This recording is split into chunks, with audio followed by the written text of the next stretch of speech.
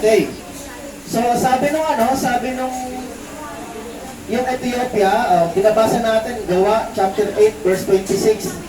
So, nasa verse 32 na tayo. O, 32 hanggang 34. Nagtanong kay Felipe yung Ethiopian, yung treasurer ng reyna. Sabihin mo nga sa akin, sino ba tinutukoy dito ng propeta? Sarili ba niya o iba? Verse 35. Simula sa kasulatan, ito ay isinalaysay sa kanya ni Felipe ang magandang balita tungkol kay Jesus. Verse 36. Nagpatuloy sila sa paglalakbay at dumating sa isang lugar na may tubig. Kaya't sinabi ng pinuno, tingnan mo, may tubig dito, mayroon bang hadlang upang ako'y bautismohan?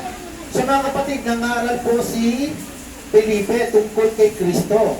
Ipinaliwanag ni Felipe yung sinasabi dito sa Isaiah Gawa chapter 8, verse 32 hanggang 33. Nirecord po yan, galing yan sa Isaiah 53, verse 7 to 8. Nirecord lang po yan at pinasa ulit noong secretary o kaya treasurer ng reyna. Hindi niya alam, sabi niya, sino ba tinutukoy dito? Yung propeta ba o yung iba? So, ang ipinaliwanag ni Felipe, ang tinutukoy doon ay si Jesus. Amen? Amen? Yun ay propesiya patungo kay Kristo. Kaya nga, malamang, nag-share po si Felipe tungkol hanggang dumating sa kwento na nagbautismo si Jesus. Kaya nga nang pagdaan nila, may nakita yung treasurer ng tubig, sabi niya, magpapabautismo na siya, meron bang hadlang? So maaring naipaliwanag ni Felipe na ang bautismo tungkol kay Jesus at ang bautismo sa tubig ay nagbibigay ng kaugnayan sa Diyos. Alam niyo po, itong bautismo to ay nagbibigay ng relasyon sa Diyos. Amen? Amen. Una-una, ang bautismo sa tubig ay paglilinis sa kasalanan na pinaliwanag ni John the Baptist. At ang bautismo naman sa Espiritu Santo ay ang Panginoong Jesus ang magbabautismo. Ngayon, verse 37, nandiyan na kayo? Sige po, sabay-sabay tayo. Sinabi sa kanya ni Felipe, maaari kung sumasampalataya ka ng buong puso. Sumagot ang pinuno, sumasampalataya ako na si Jesucristo ang anak ng Diyos. So okay, tinanong siya, kinukonfirm lang kung totoo bang nananampalataya siya na si Jesus ang anak ng Diyos. Mga kapatid, marami pong naniniwala kay Jesus bilang propeta, bilang Panginoon, pero hindi bilang anak ng Diyos. Kulang.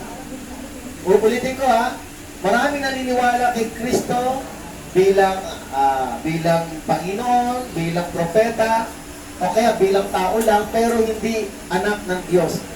Mga kapatid, pag sinabing anak ng Diyos, ito po yung tinatawag na the only begotten Son. Dahil galing siya sa langit. Ngayon, sabi nung treasurer, nananampalataya daw siya kay Kristo bilang anak ng Diyos. Verse 37 at 38. Pinatigil ng pinuno ang karwahe. Lumusog silang dalawa sa tubig at binautismohan siya ni Felipe. Pagkaahon nila sa tubig, si Felipe kinuha ng Espiritu ng Panginoon at hindi na siya nakita pa ng pinuno. Ang pinuno ay tuwang-tuwa, nagpatuloy sa paglalakbay. Namalayan na lamang ni Felipe na siya ay nasa Azoto. Mula roon, ipinangaral niya ang magandang balita tungkol kay Jesus sa lahat ng bayang dinaraanan niya hanggang sa marating niya ang Cesarea. Okay, hanggang lang tayo. Mga kapatid, ibig sabihin, hindi na ipaliwanag yung kasulatan na binabanggit sa Isaiah 53. Umaten sa sinagoga yung treasurer ng reyna, pero pagbaba niya, binabasa niya pa rin ito. Alam niyo, maganda po ito. Kapag galing ka sa church, babalikan mo yung teaching. Pero ang problema, sa sinagoga, hindi na ipaliwanag si Kristo. Na si Kristo tinutukoy nun. Na si Kristo tinutukoy nun na isang tupang dinadala sa katayang, tulad ng isang korderong hindi tumututol kahit nagupitan at hindi umiimik kahit kauntiman. So si Kristo tinutukoy nun. Ngayon ang tanong, bakit hindi na ipaliwanag sa sinagoga na si Kristo yon? Mga kapatid, nung panahon nun, marami pa rin hindi naniniwala kay Jesus. Maari ang nagturo nun ay isang pariseo o eskriba na hindi naniniwala kay Jesus. Kaya nung binasa nila ito, hindi nila naipaliwanag. Pero, itong kagandahan, yung reyna ay yung assistant ng reyna ay binasa niya. Medyo nabitin siguro siya nung tinuturo ito. Ang tanong dito ay, hindi niya maintindihan. Ang tanong dito, sino kaya ang tinutukoy nun? Yung propeta ba, kanyang sarili, o yung iba? Ngayon, dumating si Felipe. Dinala ng anghel si Felipe para ipaliwanag ang ebanghelyo. Kaya nga, nagpabautismo to dahil naniwala siya na si Kristo ay anak ng Diyos. Amen. So mga kapatid, sa isang church, napakaganda po sa isang church na nagdadala ng Biblia para kapag may nakikinig na teaching, inaalam kung tama po ang sinasabi ng Biblia o ipinaliliwanag. Mga kapatid, bibihira may Biblia noon. Mayaman lang may Biblia noon dahil mahal po ang mano-mano pagsulat ng Biblia noon. Yung eskriba po kung tawagin, sila yung nagsusulat ng Biblia. Mano-mano. Sa panahon natin ngayon, ang napakadali na magkaroon ng Biblia, pero nakakalungkot. Sa dami ng Biblia, pero kakaunti lang ang nagbabasa. Kayo ba, nagbabasa ba kayo dyan? I-Biblia kayo dyan, ha? Everyday? Everyday basahin nyo, ulit-ulitin ninyo. Salita yan ng Panginoon. Ngayon, mga kapatid, no? Itong eunuko na to ay hindi huminto na malaman kung sino ang isinasaad ng propeta. Kaya mga kapatid, kung kayo lalaya, maganda pag-aatin kayo ng church, meron kayong Biblia. Dahil itong Ethiopia na to, may dala siyang Biblia kahit ang laki-laki ng scroll. Upang malaman niya kung ano ang katotohanan. Amen? Amen. So mga kapatid ko sa Panginoon, itong eunuko na to ay hindi Hudyo. Nakikisamba lang siya sa Diyos ng Hudyo. Ngayon, siya na ay Kristiyano. Bakit? Nanalig na siya kay Jesus. Nanalig na siya kay Kristo. Kaya mga kapatid ko sa Panginoon, napakahalaga po nito. Kailangan magpapaliwanag ang banal na Espiritu, tutulong ang anghel para dalhin ang salita ng Panginoon. Amen ba ron? Amen. Kaya mga kapatid, napakahalaga po ito. Yung Biblia, huwag niyo pababayaan. Pag lumaya kayo, kung makakakaroon kayo ng Biblia, napakamura lang ito. O kaya, kontakin niyo ako kung wala kayong Biblia, bibigyan namin kayo ng Biblia. Pag kayo nakalaya na, huwag niyo kalilimutan ito. Dahil ang Biblia ay nagtuturo para tayo maligtas. Yung Ethiopia na yon, yung treasurer na yon ay naligtas. Naniwala kay Jesus. Bakit? Nagbabasa kasi siya ng Biblia. Ang Biblia po ay magtatawid sa atin sa kaligtasan. Hindi kayo papahamak nito. Pag binasa mo yan, at naniwala ka, at tumugon ka sa sinasabi ng Panginoon, lalo na nagpabautismo siya ay maliligtas. Kaya nga sabi ng Panginoon mismo, ito po sabi ng Panginoon, John 3, verse 3, aklat ng 1, chapter 3, verse 3, mismo sabi ni Kristo to kay Nicodemo, no? Atras lang tayo, page 119. Page 119. Aklat ng 1. Page 119. Okay, sabi rito mga kapatid, verse 3. Tandaan mo, sinasabi kong ito, malibang ipanganak na muli ang isang tao, hindi niya makikita ang paghahari ng Diyos. Verse 4, paano may panganganak pang muli ang isang tao kung matanda na siya? Makakapasok ba siya sa sinapupunan ng kanyang ina para muling ipanganak? Tanong ni Nicodemo. Verse 5, sagot naman ni Jesus, tandaan mo, ang sinasabi kong ito, malibang ang isang tao ay panganak sa pamamagitan ng tubig at ng Espiritu, hindi siya makakapasok sa kaharian ng Diyos. Kaya yung bautismo sa tubig at Espiritu ay passes, patunyo sa kingdom of God. Verse 6, ang taong ipinanganak sa laman ay laman at ang ipinanganak sa Espiritu ay Espiritu. So ngayon mga kapatid, ang katawan natin, hindi na tayo makakapasok sa sa tiyan ng nanay natin. Malalaki na tayo eh. Malaki pa tayo sa nanay natin. Anong ipinanganak? yung espiritu natin, yung kaluluwa natin, yung espiritu natin. Meron tayong tatlong component, katawan, espiritu, at kaluluwa. Ang ipinanganganak yung espiritu natin, yung kaluluwa natin madadamay doon. Ngayon, ang sabi rito, no, tuloy ko lang, no? John 3 verse 6, ang taong ipinanganak sa laman ay laman. Tayo po yun. Pag laman tayo, pinanganak tayo sa laman. At ang pinanganak sa espiritu ay espiritu. Magkaibang kapanganakan. Kaya ano tawagin sa English, born again. Isisilang kang ulit. Pero ang isisilang sa atin ay espiritu. Yung katawan hindi na, malaki na tayo eh. Yung espiritu lang para baguhin tayo ng Panginoon. Okay, verse 7, balik kayo. John 3 verse 7, chapter 3 verse 7. Sabi niya to, huwag kang magtaka sa sinabi ko sa iyo. Kayong lahat ay kailangan ipanganak na muli. So, utos to ng Panginoon, you must be born again, ipanganak na ulit. Utos to mga kapatid, hindi ito optional. Hindi ito, hindi po ito, tutawagin ay hindi po ito parang optional o kaya whether you like it or not, walang ganon. You must be. Ibig sabihin, dapat lahat ng tao ay maisilang na muli sa Espiritu. Pag hindi ka naisilang sa Espiritu, mga kapatid, tandaan natin, ang Espiritu Santo at ang bautismo sa tubig ang magtatawid sa atin patungo sa kaharian ng Diyos. Nakita niyo po ba, sinabi dito sa verse 5? Malibang ang isang tao ay panganak sa pamamagitan ng tubig at ng Espiritu, hindi siya makakapasok sa kaharian ng Diyos. Kaharian ng Diyos. Yun ay heavenly kingdom. Mga kapatid, ito po ay utos. Kaya nga, yung treasurer ng Ethiopia, ng Ethiopian queen, na-bless po siya. Sabi niya, gusto ko magpabautismo sa tubig. May tubig dito. Mayroon bang hadlang? Sabi niya, kung nananampalataya ka. Sabi niya, nananampalataya ako. So, nabautismohan po yung treasurer na isang eunuko. Isang eunuko. Now, during Old Testament, ang eunuko po ay hindi Hudyo. Binanggit ko na. During Old Testament, ang eunuko ay hindi Hudyo, hindi sila Israelita. Pero ang pangako ng Panginoon sa isang eunuko, basahin natin yung atras tayo, page 739. Page 739. Isaiah 56, verse 3 to 5. Isaiah 56, verse 3 to 5. Page 739. Okay. Atras lang tayo sa kaliwa, atras. Nakikinig po ba lahat?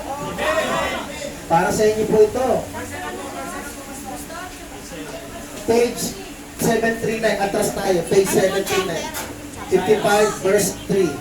56 verse 3. Nakita nyo na? Okay, wait lang babasahin natin Sabi dito, no? Hindi dapat sabihin ng isang dayuhang na ipagkaisa sa bayan ng Diyos na siya hindi papayagan ni Yahweh na makisama sa pagsamba ng kanyang bayan. Hindi dapat isipin ng mga eunuko na hindi sila karapat-dapat na mapabilang sa bayan ng Diyos sapagkat hindi sila magkakaanak. Stop muna tayo, stop. Stop muna tayo doon. Okay. Sabi ng Diyos, pinasasabi kay Isaiah, huwag kang iisipin ng mga dayuhan. Katulad ng tayo, katulad natin, dayuhan tayo, hindi naman tayo Israelita. Katulad ng mga Egyptian, yung mga hindi Hudyo. Yung mga dayuhan, huwag daw nila iisipin na sila ay hindi makasama sa pagsamba ng bayan. At yung mga eunuko, huwag din daw dapat isipin na hindi sila karapat-dapat mapabilang sa bayan ng Diyos, yung bayan ng Diyos, Israel, sapagkat hindi sila magkakaanak. Verse 4, tandaan niyo po ito, verse 4. Basahin natin. Ang sabi ni Yahweh, ng Diyos, no? Ang Diyos to, ang Diyos Ama. Ang sabi ni Yahweh sa mga yunukong gumagalang sa araw ng pamapahinga, na gumagawa ng mga bagay na nakalulugod sa akin, at tapat na iniingatan ng aking kasunduan, ang pangalan mo'y aalalahanin sa aking templo at sa gitna ng aking bayan, ng mas matagal kaysa pagbunita sa iyo. Kung ikaw ay nagkaroon ng mga anak, hindi ka malilimot kahit kailan. Nakuha niyo ibig sabihin? Ang mga dayuhan at eunuko, Ang mga eunuko raw naggumagalang sa araw na pamamahinga, yung pagsamba every Saturday, yung Sabat. Tapos hindi lang yon. Verse 4 na, naggumagalang sa mga bagay na kalulugod sa akin at tapat na iniingatan ng aking kasunduan, yung covenant. Yung covenant ng Panginoon sa mga Israelita, iniingatan daw ng ibang lahi, katulad ng mga eunuko. Katulad natin, tayo po ay nag-church din tayo, kinikilala natin si Kristo, kahit hindi naman tayo Hudyo.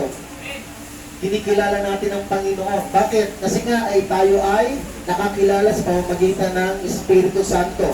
Ang sino man daw nag-iingat ng covenant na ito, sabi niya sa verse 5, ulitin natin, ang pangalan mo ay aalalahanin ng aking templo at sa gitna ng aking bayan ng mas matagal kaysa paggunita sa iyo.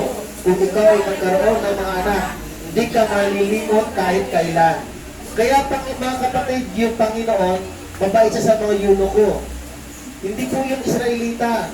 Pero sila po ay sumusunod sa pagsamba. Ngayon, yung eunuko na yon, according to sa aklat ng gawa, yung eunuko, Kristiyano na. Nabautismohan na siya sa tubig kay Kristo at nanampalataya sa Panginoon bilang anak ng Diyos. Kayo po ba'y naniniwala na si Kristo ay anak ng Diyos? Amen? Amen? Amen! Purihin ang Panginoon. Mahalaga po yun. Okay? Balik tayo sa Gawa chapter 8. Verse 38. Okay? Verse 39. Pagkaahon nila sa tubig, si Felipe ay kinuha ng Espiritu ng Panginoon at hindi na siya nakita ng pinuno. Ang pinuno ay tuwang-tuwa, nagpatuloy sa paglalakbay. Kayo po ba mga kapatid? Alam ko, mahirap matuwa kapag nasa loob, di ba? Pero tuwing magbabasa tayo ng Biblia, may dadalo para mag-aral ng salita. Masaya rin ba kayo? Baka naman hindi. Wala pong, sa to lang, wala akong malaki may tutulong sa inyo.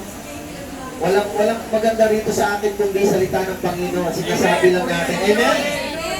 Wala po kayo magpapakinabangan sa akin. Pero yung ating pag-aaralan, yung salita ng Panginoon, na ikukwento ko lang naman. Masaya rin ako makakwentuhan kayo sa salita ng Panginoon. Amen? Masaya rin ako na manalig kayo, sabay-sabay tayo manalig at manampalataya kay Jesus. Dahil mga kapatid, ang tamang relasyon na dapat natin ginagawa ay relasyon sa Diyos. Huwag tayo makipagrelasyon sa sino man ang mga bagay na ikakasama natin. Amen! Marami sa inyo nakalagay 66. Pray ng Panginoong Jesus. 66 drug cases. Ulitin ko lang po marami sa inyo 66 drug cases. Ibig sabihin nakikipag-relasyon kayo sa drugs. Lalaki pa lang yon. Babae, 16, nakikipagrelasyon sa drugs. Huwag sana kayo magagalit Yung other cases, hindi ko na alam kung ano yung kaso ng iba. Pero bakit yung iba, bumabalik, bakit? May relasyon tayo sa drugs. Hindi kayo nakakawala. Pastor, sumasamba po sila sa drug lord.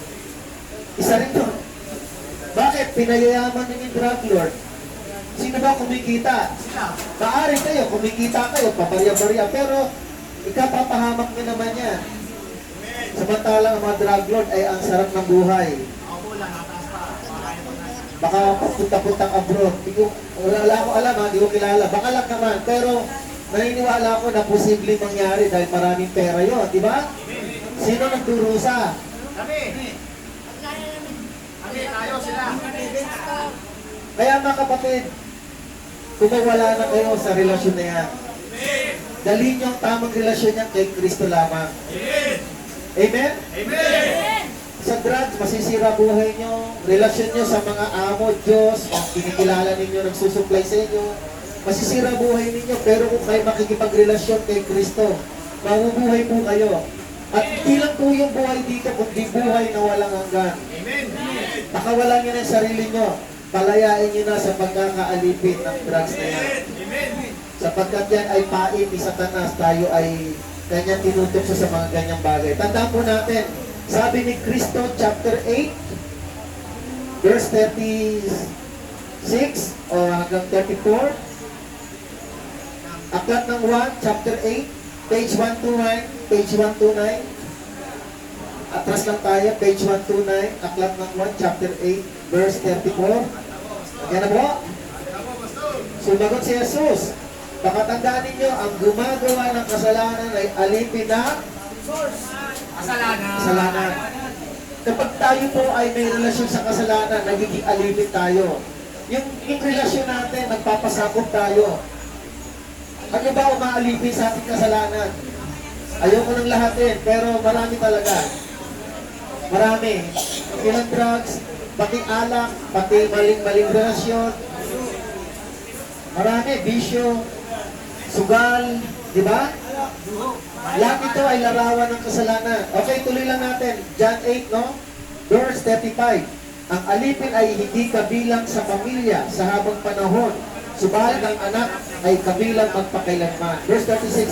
Kung anak ang magpapalaya sa inyo, kayo nga'y magiging tunay na malaya. Sino yung anak? Sino yung anak? Sino yung anak? Jesus, Panginoon. Panginoon.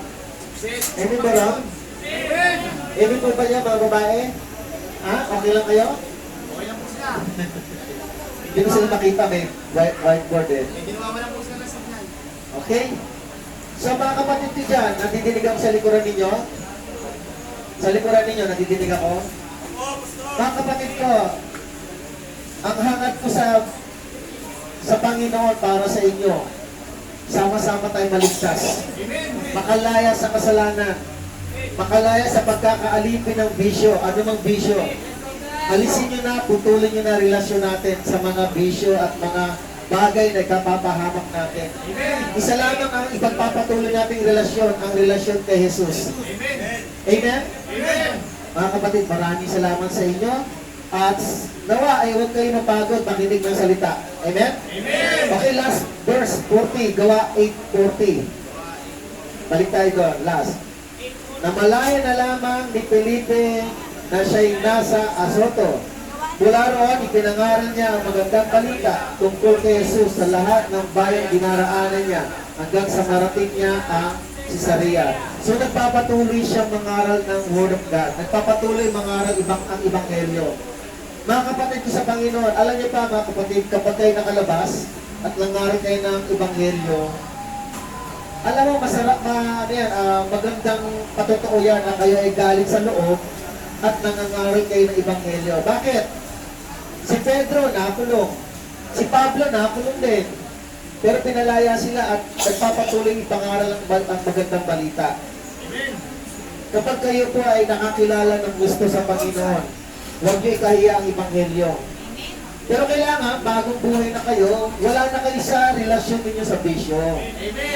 Dapat nagpapatuloy sa relasyon kay Jesus. Dahil napakagandang ipangaral ang salita ng Panginoon.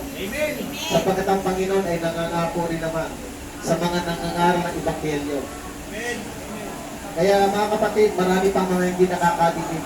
Sa mga kapatid nyo, kamag-anak nyo, baka asawa nyo, hindi pa nakikilala sa Jesus. Mabuti pa kayo, nakakadinig kay Kristo di ba? Baka yung kapatid ninyo, mga tatay ninyo, hindi nakakadinig. Paglaya ninyo, ipangaral ninyo, share ninyo Ebanghelyo. Pero kailangan may kalakit na pagbabago rin sa inyong buhay. Para hindi sila ma-stumble, hindi sila matisod sa atin. Amen po ba, Rod? Amen. Salamat po. Thank you. Sige po, tayo po'y manalangin. Meron ba may sakit? Meron ba may sakit? Meron po. Sama natin sa prayer.